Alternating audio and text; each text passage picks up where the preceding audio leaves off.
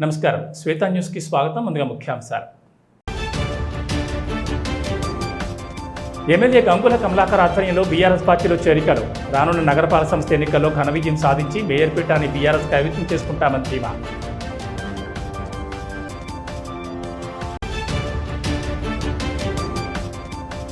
దరఖాస్తు పెట్టుకుంటే ఇంటర్మీడియట్ మంజూరు చేస్తాం. లబ్ధిదారులకు ఇంటర్మీడియట్ మంజూరు పత్రాలను అందజేసిన మంత్రి పొన్నం.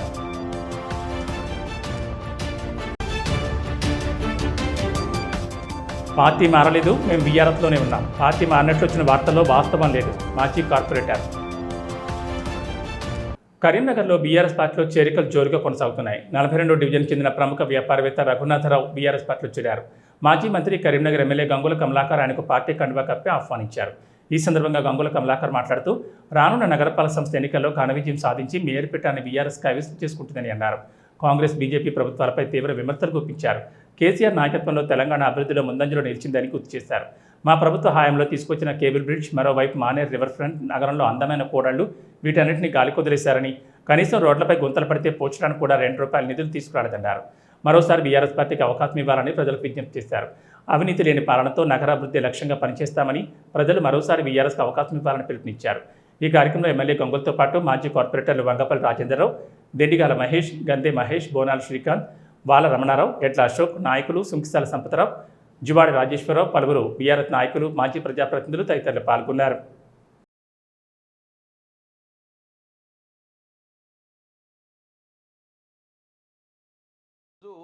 బ్యాంక్ కాలనీ నుండి గండ్ర రఘునాథరావు బ్యాంక్ కాలనీ పుట్టినప్పటిగా అదే డివిజన్ ఉండడం, అక్కడ ప్రత్యక్షంగా ప్రతి ఒక్కరు కూడా సంబంధం ఉన్న వ్యక్తి ఈరోజు బీఆర్ఎస్ పార్టీలో జాయిన్ కావడం, ఈరోజే రిజర్వేషన్ రావడం, మా పార్టీ అభివృద్ధి చేసింది మేమే అని చెప్పడం, అందుకే ఈరోజు గండ్ర రఘునాథరావు గారిని మా పార్టీలకు రావడం వాళ్ళని ఆహ్వానిస్తున్నాం. వారితో పాటు కూడా ఈ రోజు నుంచి అక్కడ మొత్తం మంది మేము పార్టీలో జాయిన్ అయిపోతాం. ఇక్కడ ఉన్న కొంచెం దుష్ట శక్తులు, ద్రోహులు పార్టీ ద్రోహం చేసిన విధంగా సామాన్య మానవులుగా మేము ఎట్టి బస్సులో పార్టీకి అండగా ఉంటామని చెప్పేసి ఈరోజు పార్టీలో చేరినందుకు వారికి గండ్ర రఘునాథరావు మనస్ఫూర్తిగా వారికి స్వాగతం పలుకుతున్నాం. బీఆర్ఎస్ పార్టీ కరీంనగర్ కాన్స్టిట్యున్సీ ఈరోజు రిజర్వేషన్లు వచ్చినాయి. ముఖ్యంగా గౌరవ ప్రజలందరికీ నేను ఒకటే చెప్తున్నాను, మొదటి నుంచి కూడా బీఆర్ఎస్ పార్టీని అడ్డుకుందామని చెప్పే ప్రయత్నం. ఈ బీఆర్ఎస్ పార్టీని అడ్డుకోవాలని ఇటు బీజేపీ మరియు కాంగ్రెస్ ఇద్దరు ఒకటయ్యి ఫస్టే మాకు అలర్ట్ వచ్చింది. గంగుల కమలాకర్ ఇంట్లో ఉన్న మొత్తం ఓట్లు వేరే వాడేయంగానే మేము అలర్ట్ అయినాం, ప్రజలు చైతన్యం చేసినాం, అధికారులు దృష్టికి వెళ్ళినాం. మళ్ళీ యథావిధిగా ఆ రోజు పోరాటం చేసి మా ఇండ్లు మొత్తం కూడా మా వాడ తీసుకొచ్చడం జరిగింది. లేకుంటే ఈరోజు ఇక్కడ బీసీ ఉమెన్ అయింది, లేకపోతే దీన్ని ఎస్సీగాను జనరల్గా ఎస్సీగా చేసే ప్రయత్నం చేసినారు. సో మళ్ళీ ఆ రోజు పోరాటం చేసినాము, మళ్ళీ మా ఇండ్లు కూడా మాకు రావడం జరిగినాయి. ఆ రోజు అడ్డుకున్నారు, ఆ రోజు మొదటి విజయం సాధించినాం. నిన్న కూడా ఈ రిజర్వేషన్ మొత్తాన్ని కూడా చేంజ్ చేయాలని చెప్పేసి ఒక కుట్రవాన్ని ఆల్రెడీ సిపిఎఫ్ అని ఒక యాప్ ద్వారా పెట్టుకొని మళ్ళీ మొత్తాన్ని కూడా మమ్మల్ని అన్యాయం చేయాలని చెప్పి జనరల్ వార్డ్స్ మొత్తాన్ని ఎస్సీగా చేయడము, ఎస్సీ వార్డ్స్ మొత్తాన్ని జనరల్ చేయడం, బీసీ వార్డులు తీయడము, ఇలా నిన్న చేస్తున్నట్టు మేము సోషల్ మీడియా ద్వారా టోటల్ మొత్తం బాహ్య ప్రపంచానికి చెప్పడం జరిగింది. అధికారులనే మళ్ళీ వెనువెంటనే మళ్ళీ భయపడి యథావిధంగా రిజర్వేషన్లు మాకు రావడం జరిగింది. ఇది రెండో విజయం మాకు. లేక ఒకవేళ గిట్ట మేము ఈ సోషల్ మీడియా ద్వారా కానీ అధికారులు దృష్టి చేసుకుని కానీ పోరాటం చేస్తామని ఇక్కడ వార్నింగ్ ఇవ్వకపోతే మేము ఏదైతే పోరాటం చేస్తామో, మేము ఏదైతే పోటీ చేస్తామో అవన్నీ కూడా ఎస్సీగా కేటాయించడం జరిగింది. అది బయట చెప్పుకోవడం జరిగింది. సో మళ్ళీ యథాస్థితిగా ఒక మాదే సిప్యాప్కు అగరిస్ట్గా రిజర్వేషన్ వచ్చిందంటే కేవలము ఈరోజు మా కరీంనగర్ కార్పొరేషన్ రావడం జరిగింది. సో బీసీ జనరల్గా మాకు మేయర్ వచ్చింది. అద్భుతమైన విజయం సాధిస్తాం, ఎందుకంటే బీసీలో మా పార్టీ వెంబడే ఉంటుందని చెప్పేసి తెలుసు జరిగింది. ఈరోజు రిజర్వేషన్లు బ్రహ్మాండంగా అనుకూలం వచ్చినాయి. రిజర్వేషన్లు ఎంతోమంది ఇబ్బంది పెట్టే ప్రయత్నం చేస్తే మళ్ళీ విజయంగా మేము సాధించినాం. 2 విజయాలు అయింది. 3వ విజయము మేయర్ కైవసం చేసడమే మా 3వ విజయంగా భావిస్తాం. అద్భుతంగా నేను పుర ప్రముఖులు చెప్తున్నాను, ఈ 2 పార్టీలు దొంగలు గుర్తుపెట్టుకోర్రి. 10 సంవత్సరాల క్రితము నగరం ఎలా ఉండే, కరీంనగర్ నగరం 40-50 సంవత్సరాలు పరిపాలించిన ఇదే బీజేపీ కాంగ్రెస్ పార్టీ హయాంలో కరీంనగర్ నగరము విధ్వంసమే ఉండే, అసలు అడుగుపెట్టేరాని పరిస్థితి ఉండే. 10 సంవత్సరాల బీఆర్ఎస్ ప్రభుత్వంలో వేల కోట్ల రూపాయలు తీసుకొచ్చి కరీంనగర్ను ఈ రాష్ట్రంలోనే గొప్ప నగరంగా తీర్చాం. తెలంగాణ రాష్ట్ర మున్నూరు కాపు సంఘం ఆధ్వర్యంలో రూపొందించిన డైరీ ఆవిష్కరణ కార్యక్రమం మహోత్సవానికి రావాల్సిందిగా మాజీ మంత్రి కరీంనగర్ ఎమ్మెల్యే గంగుల కమలాకర్ను రాష్ట్ర మున్నూరు కాపు సంఘం అధ్యక్షులు పుట్ట పురుషోత్తమరావు ఆహ్వానించారు. ఈ సందర్భంగా ఆదివారం రోజున మాజీ మంత్రి కరీంనగర్ ఎమ్మెల్యే గంగుల నివాసంలో మున్నూరు కాపు సంఘం బాధ్యులు వారిని కలిసి నూతన సంవత్సర శుభాకాంక్షలు తెలిపారు.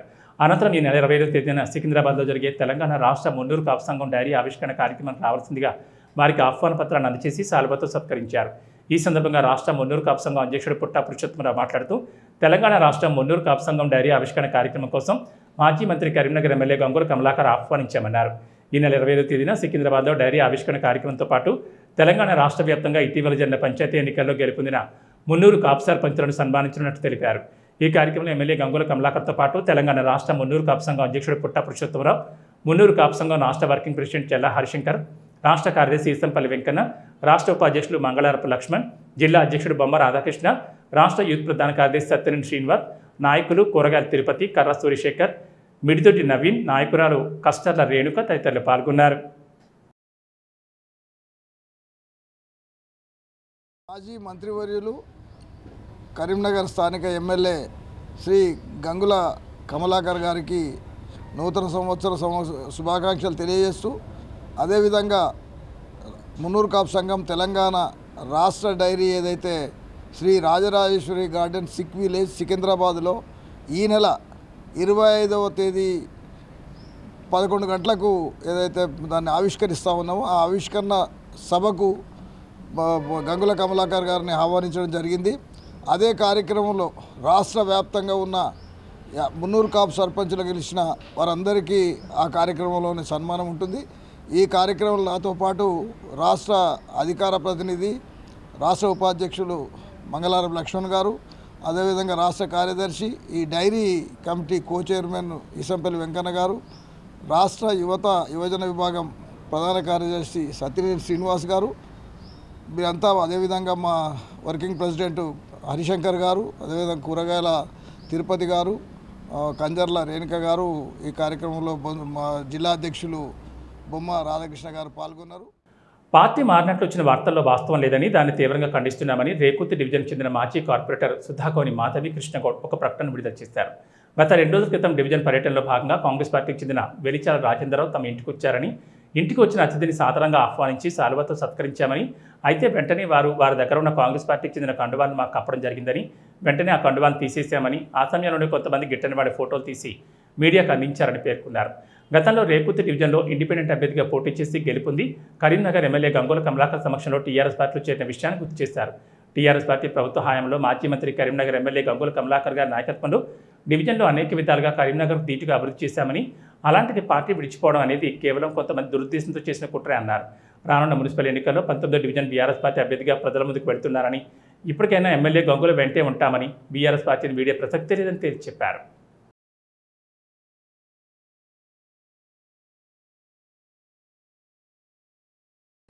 సిద్దిపేట జిల్లా కోహడి మండలంలోని ప్రసిద్ధ శ్రీ శ్రీ ప్రతాపరుద్ర సింగరాయ లక్ష్మీ నరసింహస్వామి జాతరలో రాష్ట్ర మంత్రి పొన్నం ప్రభాకర్ భక్తి శ్రద్ధలతో పాల్గొన్నారు.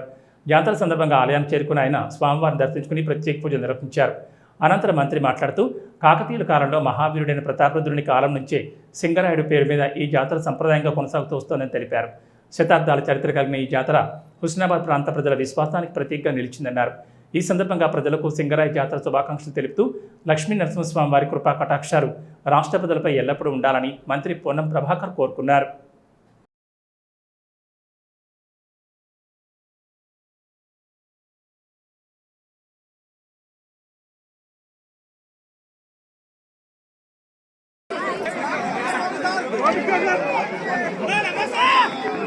రుద్రుని కాలములో ఉన్నటువంటి సింగరాయ జాతర అప్పటి నుండి ఈ ప్రాంత ప్రజలందరికీ ఒక విశ్వాసం, నమ్మకం, భక్తి. మోయతమ్మద వాగులో స్నానం చేసి ఆ లక్ష్మీ నరసింహస్వామిని దర్శనం చేసుకొని ఉగ్రం వీరం మహావిష్ణుం జలంతం సర్వతోముఖం నరసింహభీషణం భద్రం ముత్యుడు నమామి అనే మంత్రం చదువుకుంటూ ఆ దేవుడి ఆశీస్సులు కోరుకుంటూ ఈ ప్రాంతమంతా సుభిక్షంగా సస్యశ్యామలతో రైతులందరూ పాడి పంటలతోటి అందరూ ఆయురారోగ్యాలతో ఉండాలి ప్రాంతమంతా అని ఆ భగవంతుని ప్రార్థిస్తూ అందరికీ సింగరాయ జాతర శుభాకాంక్షలు. ఆ లక్ష్మీ నరసింహుని ఆశీర్వచనం ఈ ప్రాంత ప్రజలందరిపై, అటు తెలంగాణ ప్రభుత్వంపై, తెలంగాణ ప్రభుత్వ పథకాలు ప్రజలకు చేరే విధంగా ఆశీర్వచనం ఇవ్వాలని ప్రార్థిస్తూ అందరికీ మరొక్కసారి సింగరాయ జాతర శుభాకాంక్షలు. ఇందిరా మహిళలకు బిల్లులు 3 లెవెల్లో చెల్లింపులు జరిగాయని మానకొండ ఎమ్మెల్యే డాక్టర్ కవ్వంపల్లి సత్యనారాయణ అన్నారు. జంగారెడ్డిపల్లిలో విలేకరుల సమావేశంలో మాట్లాడుతూ అబద్ధాలు మాట్లాడే సదరు మాజీ ప్రజాప్రతినిధి గత 10 సంవత్సరాలు ఏ దందాలు చేసిండో ఆ ప్రజలకు తెలుసు. వారు చేసిన దందాలు టాప్ టు బాటం మాజీ ముఖ్యమంత్రి కేసీఆర్ నుంచి సర్పంచుల వరకు తెలుసన్నారు. కానీ ఏది వస్తే అది మాట్లాడితే ఊరుకునేది లేదని అన్నారు. ఈ కార్యక్రమంలో మండల కాంగ్రెస్ పార్టీ అధ్యక్షుడు కోమటిరెడ్డి భాస్కర్ రెడ్డి, సర్పంచులు, కాంగ్రెస్ పార్టీ నాయకులు తదితరులు పాల్గొన్నారు.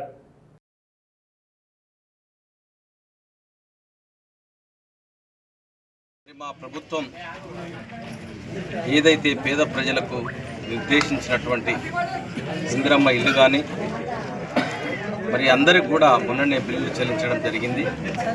త్వరలో పూర్తి చేయాలని మరొక 3.5 లక్షలు మంజూరుకు సిద్ధంగా ఉన్నాయి. L1, L2, L3 అయిపోగానే ఆయిల్లను కూడా మేము శాంక్షన్ చేయడం జరుగుతుంది. మరి అదేవిధంగా 200 ఉచిత కరెంట్ ఏదైతే ఉన్నదో ఈ మధ్యకాలంలో ఎవరైతే నమోదు చేసుకోలేదో అది ఇందిరమ్మ ఇల్లు కానీ లేకపోతే కొత్తగా కట్టినటువంటి ఇళ్ళకు కానీ వాళ్ళు కనెక్షన్లు ఇస్తారు. ఫ్రీగానే కరెంట్ కూడా వస్తుంది. 200 యూనిట్ల లోపల యూజ్ చేసుకుంటారు. మా ప్రభుత్వం పేదల ప్రభుత్వం, పేద ప్రజల కోసం చేసే ప్రభుత్వం. అందునుంచే ఈరోజు రామలింగేశ్వర స్వామిని కూడా దర్శించుకొని ఈ యొక్క మండలం కానీ సుభిక్షితంగా ఉండాలని కోరుకోవడం జరిగింది. కరీంనగర్ పట్టణంలోని గణేష్ నగర్ 57వ డివిజన్లో బీజేపీ జిల్లా కార్యవర్గ సభ్యులు కోర మహిపాల్ ఆధ్వర్యంలో మెడికోర్ ఆసుపత్రి సౌజన్యంతో గణేష్ నగర్లో ఉచిత మెగా వైద్య శిబిరం నిర్వహించారు. వైద్య శిబిరంలో బీపీ, షుగర్, ఈసీజీతో పాటు ఉచితంగా మందులు పంపిణీ చేశారు. ఈ ఉచిత వైద్య శిబిరానికి విశేష స్పందన లభించిందని కోర మహిపాల్ అన్నారు. ఈ కార్యక్రమంలో కోర సుజాత మహిపాల్ ఆధ్వర్యంలో నిర్వహించిన ఉచిత వైద్య శిబిరంలో బీజేపీ బూత్ అధ్యక్షులు కోట్ర తిరుమల్, గోలి సురేష్, ఎట్ల విక్రమరెడ్డి, యజ్ఞగౌడ్, బీజేపీ నాయకుడు శంకర్, పెట్ల స్వామి, కిరణ్, శ్రీ సాయికోట్ మెడికోర్ ఆసుపత్రి సిబ్బంది డాక్టర్ లోకేష్, అబ్దుల్ వారీస్, సంతోష్, శ్రీకాంత్, గట్టు శ్రావణి, హారిక, అంజలి, సెంటర్ హెడ్ గుర్రం కిరణ్, కోట కరుణాకర్ తదితరులు పాల్గొన్నారు.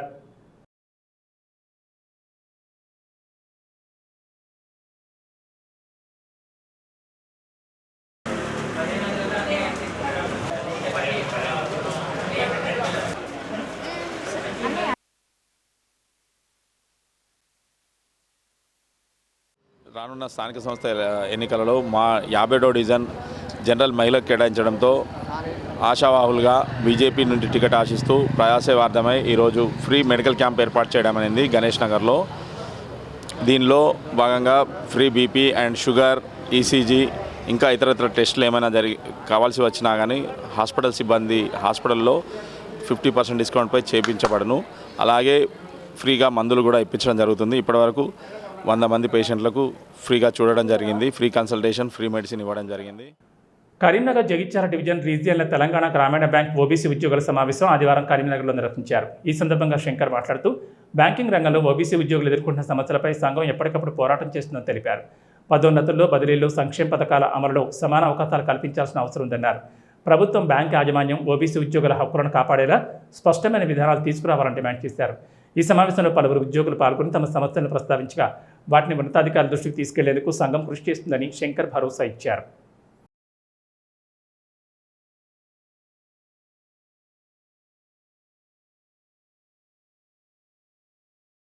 across the point, all regions, central committee ఒక నిర్ణయం తీసుకుంది అని అటువంటి ఆ స్థాయికి మనం తీసుకెళ్తున్నాం అసోసియేషన్.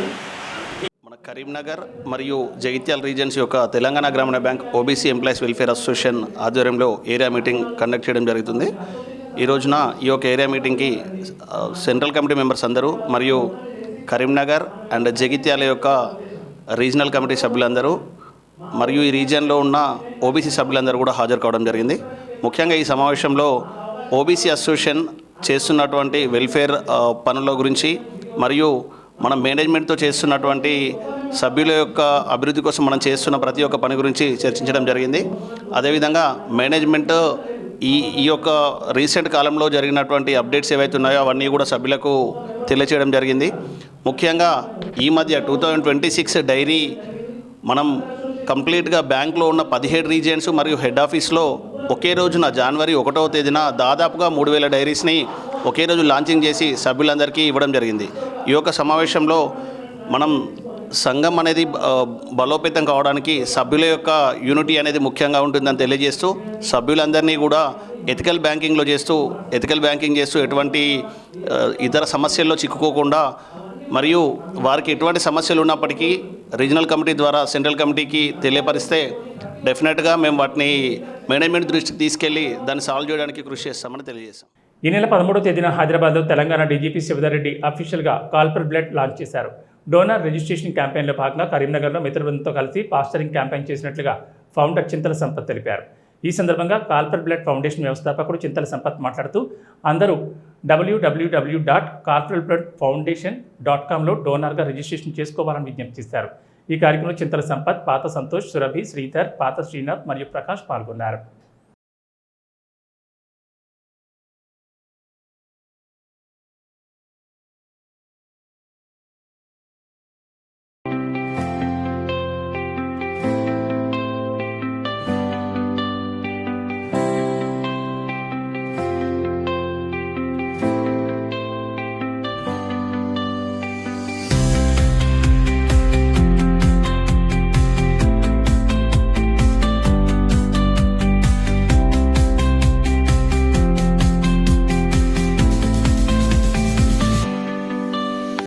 మొట్టమొదటిసారిగా యూనిక్ కాన్సెప్ట్ తోటి కాల్పర్ బ్లడ్ ఫౌండేషన్ అనేది లాంచ్ చేయడం జరిగింది. ఈ నెల 13న తెలంగాణ డీజీపీ గారు శివధర్ రెడ్డి గారు అఫీషియల్గా లాంచ్ చేశారు. దీని ముఖ్య ఉద్దేశం ఏంటి అనంటే donor details privacy concept, donation తర్వాత donor details hiding concept up to 3 months వరకు, అండ్ వితిన్ 30 minutesలో పేషెంట్ అటెండెంట్కి బ్లడ్ అనేది అరేంజ్ చేయడం జరుగుతుంది. ఇలాంటి కాన్సెప్ట్ ఇండియాలోనే ఎక్కడా లేకుండా మనం అత్యాధునిక టెక్నాలజీ ఉపయోగించేసి మనం కాల్పర్ బ్లడ్ ఫౌండేషన్ అనేది వెబ్ అప్లికేషన్ అనేది రూపొందించడం జరిగింది. ఈ విధంగా మనము బ్లడ్ డొనేషన్ కానీ తర్వాత బ్లడ్ అరేంజ్మెంట్స్ కానీ దాదాపు 20 years నుండి మనం చేస్తున్నాము. ఎవరికైనా మనము రిక్వెస్ట్ వచ్చినప్పుడు ఫ్రెండ్స్కి కానీ ఫ్యామిలీ మెంబర్స్ కానీ ఫోన్ చేయడం జరుగుతుంది. కొంతమంది అవైలబుల్ ఉండడము, అవైలబుల్ లేకపోవడము, ఇవన్నీ మనం చూసాము. సో ఇవన్నీ ఒక డిజిటల్ ప్లాట్ఫామ్ చేయాలన్న ఉద్దేశంతో and donor details privacy concept తీసుకురావాలనే ఉద్దేశంతో మనము ఈ వెబ్ అప్లికేషన్ని రూపొందించాము. Second edition chief ministers cup 2025ను గ్రామీణ క్రీడాకారులు సద్వినియోగం చేసుకోవాలని ధర్మారం ఎంఈఓ ప్రభాకర్ కోరారు. పెద్దపల్లి జిల్లా ధర్మారం మండల కేంద్రంలో క్రీడాజ్యోతి ర్యాలీ నిర్వహించారు. పెద్దపల్లి జిల్లా యువజన క్రీడా ప్రాధికార సంస్థ ఆధ్వర్యంలో ఈ నెల 8వ తేదీన రామకొండలో ఈ క్రీడాజ్యోతి ర్యాలీని ప్రారంభించగా ఆ ర్యాలీ ధర్మారం చేరుకుంది. స్థానిక ఎంఆర్పీ కార్యాలయం వద్ద క్రీడాజ్యోతిని వెలిగించి విద్యార్థులతో కలిసి అంబేద్కర్ చౌరస్తా వరకు ర్యాలీ చేపట్టారు. ఈ సందర్భంగా మండల విద్యాధికారి ప్రభాకర్ మాట్లాడుతూ గ్రామీణ క్రీడాకారులను వెలికి తీసేందుకు second edition chief ministers cup 2025 ఎంతగానో ఉపయోగపడుతుందని తెలిపారు. దీన్ని గ్రామీణ క్రీడాకారులు సద్వినియోగం చేసుకుని క్రీడల్లో మరింత రాణించాలని ఆకాంక్షించారు. ఈ కార్యక్రమంలో నంది మేడారం సర్పంచ్ వీర్పన్, వ్యాయామ ఉపాధ్యాయులు సౌజన్య కుమార్తో పాటు విద్యార్థులు, ఉపాధ్యాయులు పాల్గొన్నారు.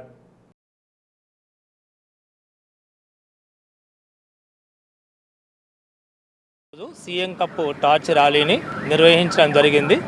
ఇది రామగుండంలో మొదలై రామగుండం, పాలకుర్తి, ధర్మారం, జూలేపల్లి మండలాల మీదుగా ఎలిగేడు మండలంలో ఈ ర్యాలీ అనేది ముగుస్తుంది. ప్రస్తుతం మనం ధర్మారం మండలంలో ఈ క్రీడా జ్యోతి ర్యాలీని మనం ఇప్పుడు నిర్వహించడం జరిగింది. ఇది ముఖ్యంగా గ్రామీణ క్రీడాకారులను వెలికితీసే ఉద్దేశంతో సీఎం కప్ నిర్వహించబడుతుంది. ఇది 2025 సెకండ్ ఎడిషన్ ఇప్పుడు నిర్వహించబడుతుంది.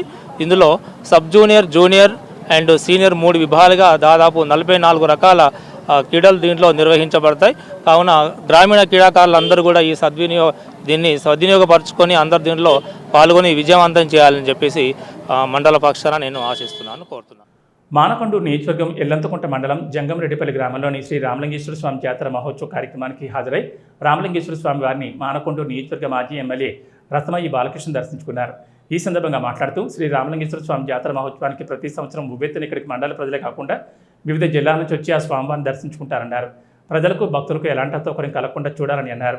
బీఆర్ఎస్ ప్రభుత్వ హయాంలో ప్రతి సంవత్సరం ఆలయ అభివృద్ధి కోసం కృషి చేశామని గుర్తు చేసుకున్నారు. వారితో పాటు రాజన్న సిరిసిల్ల జిల్లా మాజీ జడ్పీ వైస్ చైర్మన్ సిద్ధం వేణు, బీఆర్ఎస్ పార్టీ మండల అధ్యక్షులు పల్లె నరసింహారెడ్డి, ప్రజాప్రతినిధులు, నాయకులు హాజరయ్యారు.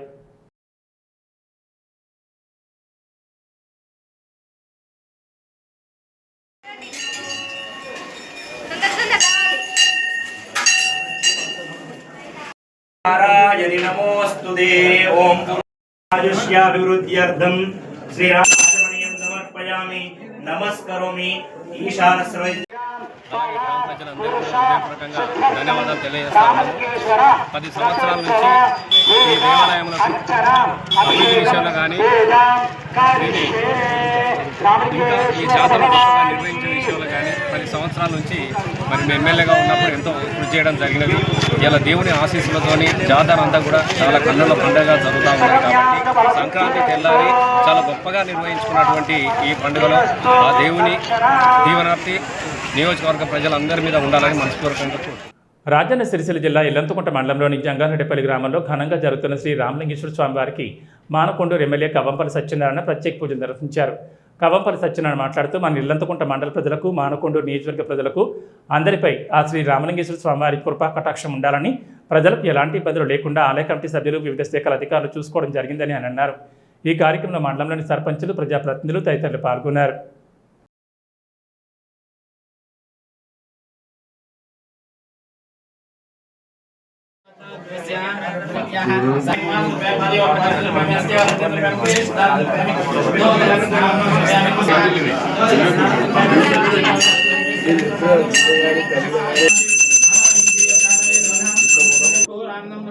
రామలింగేశ్వర స్వామి జాతరకు చేసిన భక్తులకు అదేవిధంగా మండల ప్రజలకు ఆయన కరుణా కటాక్ష రామలింగేశ్వర స్వామి జాతరకు చేసిన ప్రతి ఒక్కరికి శుభాకాంక్షలు తెలియజేస్తూ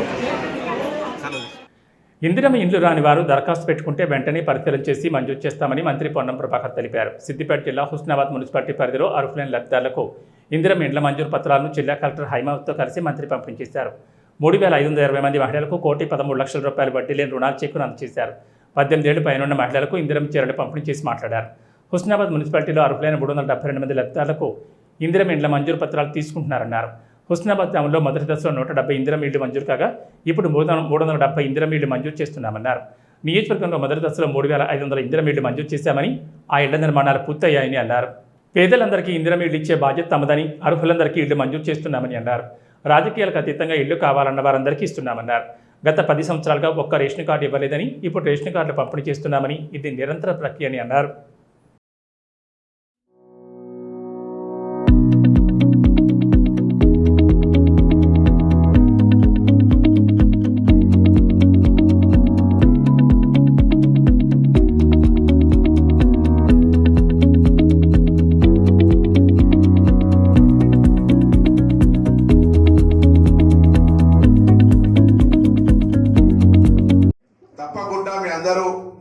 వెంటనే ఇందిరమ్మ ఇండ్ల కార్యక్రమం ప్రారంభించుకోవాలని సందర్భంగా కోరుతా ఉన్నా.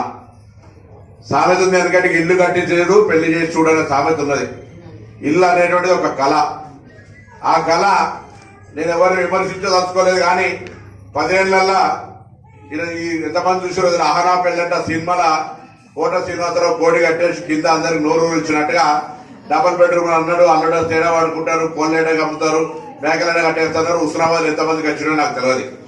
కానీ ఇప్పుడు దాదాపు మొదటి దశలో 170 పైన, ఇప్పుడు 370. అట్లనే 173 ఊర్లల్లో ఇందిరమ్మ ఇల్లు లేని ఊరు లేకుండా ప్రతి ఊరికి ఇచ్చినాం. అయితే ఇలా అందరికి విజ్ఞప్తి చేస్తా ఉన్నా, అప్లికేషన్లు పెట్టుకోండి, అర్హతను పరీక్షించి పేదలు ఎవరున్నా సరే అందరికీ ఇందిరమ్మ ఇల్లు ఇచ్చే బాధ్యత ఈ ప్రభుత్వం ద్వారా వాళ్ళందరికీ ఇల్లు ఇచ్చే కార్యక్రమం తీసుకుంటా ఉన్నాం. 10 ఏళ్లలో మీరు చూసి రేషన్ కార్డులు వచ్చినాయా? ఇప్పుడు రేషన్ కార్డు అడగగానే వస్తున్నాయా లేవా? రేషన్ కార్డు వస్తా ఉంది. సన్న బియ్యం ఇక్కడనే మనం ప్రారంభించుకున్నాం. కంటిన్యూగా సన్న బియ్యం వస్తా ఉన్నాయి. ఇలా సన్న బియ్యం గతంలో దొడ్డు బియ్యాన్ని అమ్ముకునే పరిస్థితి ఉండే, ఇలా సన్న బియ్యాన్ని తింటున్నారా లేదా? సిద్దిపేట జిల్లా కోహెడ మండలంలోని సింగరాయి జాతరలో అపశృతి చోటు చేసుకుంది. సింగరాయి వాగులో స్నేహితులతో కలిసి స్నానం చేస్తూ యువకుడు శివసాయి లోతైన ప్రదేశంలో మునిగిపోయాడు. వాగులో స్నానం చేస్తున్న వారు గమనించి బయటకు తీసే లోపే మృతి చెందాడు. మృతుడు శివసాయి హుస్నాబాద్ పట్టణానికి చెందినవాడిగా గుర్తించారు. హైదరాబాద్లో చదువుతున్న శివ సంక్రాంతి సెలవుల నిమిత్తం హుస్నాబాద్లో నాన్నమ్మ వాళ్ళ ఇంటికి వచ్చాడు. నేడు స్నేహితులతో కలిసి జాతరకు వెళ్లి వాగులో స్నానం చేస్తుండగా ప్రమాదవశాత్తు మృతి చెందాడు. శివ మృతితో కుటుంబంలో విషాదం చోటు చేసుకుంది. మృతదేహం హుస్నాబాద్ ప్రభుత్వ ఆసుపత్రికి తరలించగా ఆసుపత్రి వద్దకు చేరుకున్న తల్లిదండ్రులు, కుటుంబ సభ్యులు కన్నీరు మున్నీరుగా విలపించారు.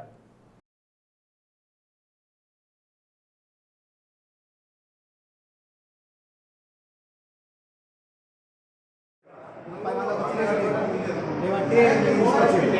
లీగ్ తీసుకొచ్చిన తర్వాత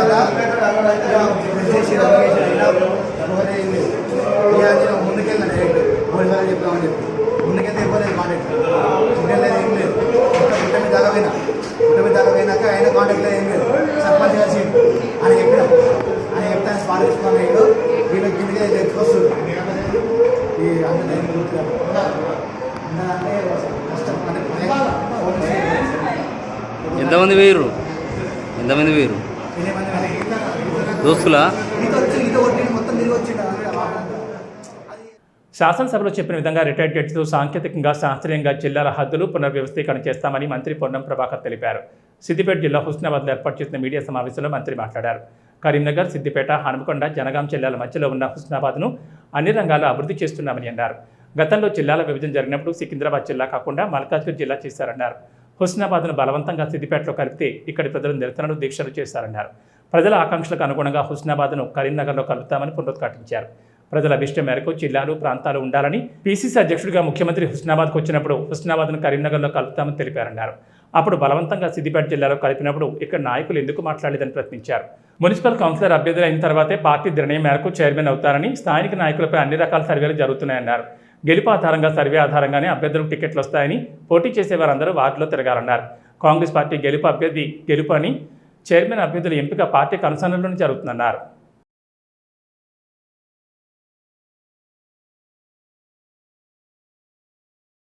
సికింద్రాబాద్ ఇంతకుముందు జిల్లా కాదు, జిల్లాలు చేసినప్పుడు మల్కాజ్గిరి చేశారు. సికింద్రాబాద్, హైదరాబాద్ ఉమ్మడి రాష్ట్ర రాజధాని. ఉమ్మడి రాష్ట్రంలో 1960లో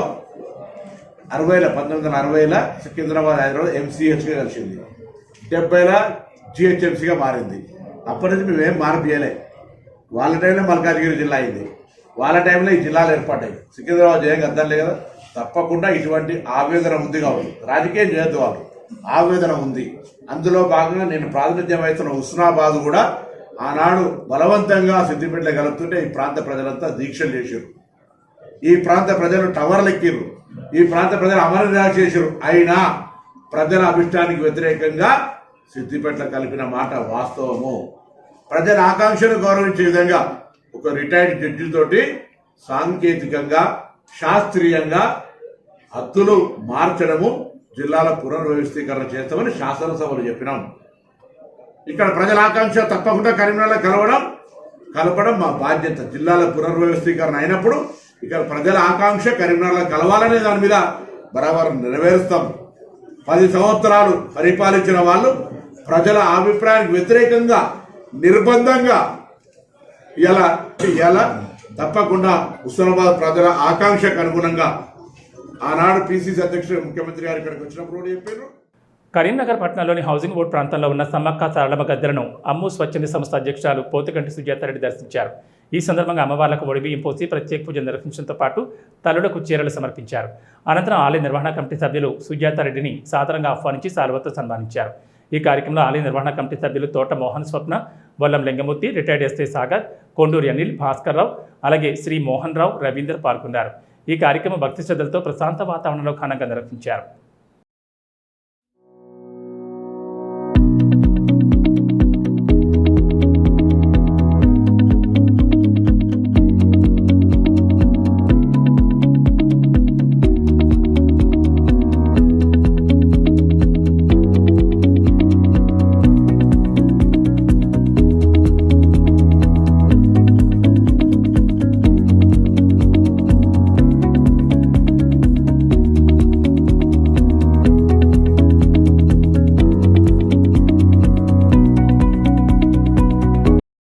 ముఖ్యాంశాలు మరోసారి చూద్దాం.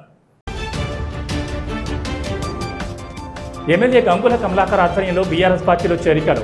రానున్న నగరపాలక సంస్థ ఎన్నికల్లో ఘన విజయం సాధించి మేయర్ పీఠాన్ని బీఆర్ఎస్ కైవసం చేసుకుంటామని ధీమా.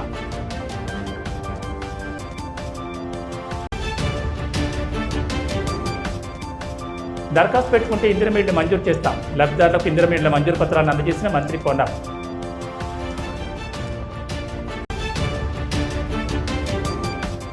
పార్టీ మారలేదు, మేము బీఆర్ఎస్లోనే ఉన్నాం. పార్టీ మారినట్లు వచ్చిన వార్తల్లో వాస్తవం లేదు. మాజీ కార్పొరేటర్. ఇవి ఈనాటి వార్తలు. చూస్తూనే ఉండండి శ్వేత న్యూస్.